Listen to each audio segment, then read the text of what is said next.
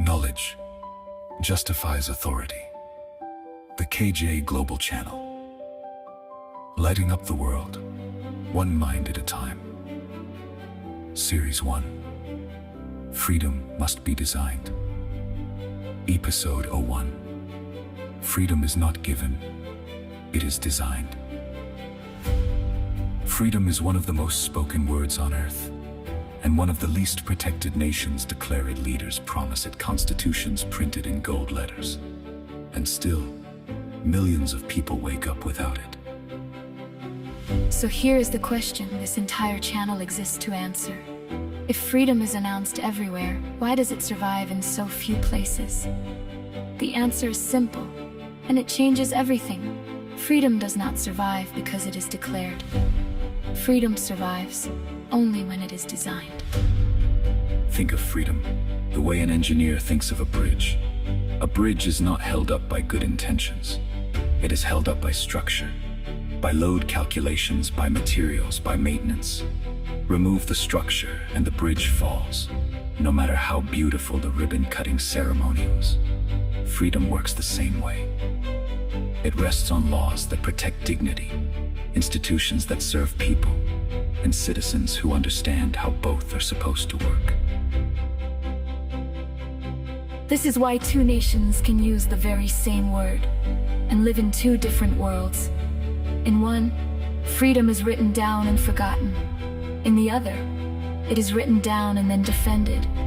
By courts, by free press, by accountable leaders, by an informed public.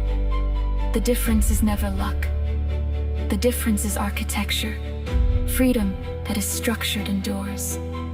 Freedom left to chance disappears. We have watched this in our own lifetimes. People rise, they remove an oppressor. The world celebrates. And then, within a few short years, a new form of control quietly takes the old one's place. Why? Because they tore down a wall but never built a house. Removing tyranny is not the same as building liberty. One is an act of courage. The other is an act of design. A society that only knows how to resist, but never learns how to build, will keep trading one master for another. This is not a distant, academic idea. It is the difference between a child growing up afraid and a child growing up free. Between a family that can speak openly and a family that whispers. Freedom is not abstract to the person who has lost it. And that is exactly why we cannot leave it to hope. Hope is where freedom begins. But design is what makes it stay. So here is your first step. Today, stop asking only, are we free? And start asking, what protects our freedom? Name one institution, a court, a law, an election, a free newspaper, and ask whether it is strong or fragile. Freedom, you can name, you can defend. The future will not be decided by slogans. It will be decided by systems. Each generation must choose to inherit instability or to design stability.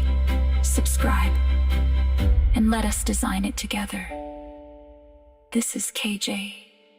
A freedom must be designed.